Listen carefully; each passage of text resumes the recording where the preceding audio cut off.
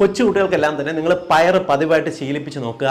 കൊച്ചുകുട്ടികൾക്ക് പയർ നമ്മൾ പുഴുങ്ങി കൊടുത്താൽ കഴിക്കാൻ ഭയങ്കര മടിയാണ്.